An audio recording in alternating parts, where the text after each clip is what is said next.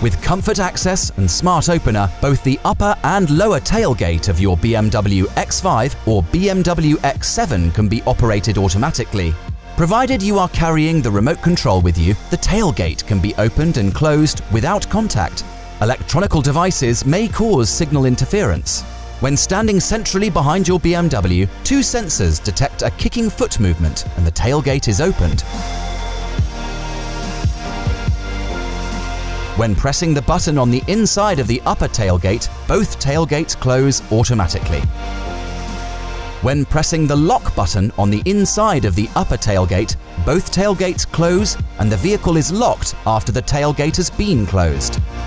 To do so, the driver's door must be closed and the remote control must be outside the vehicle in the vicinity of the tailgate. When pressing the button on the lower tailgate opens or closes. With Smart Opener, the tailgate can also be closed with the same kicking movement.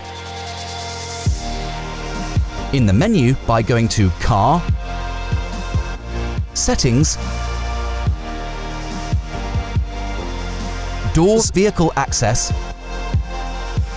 Tailgate, you can change the settings regarding the opening height of the tailgate.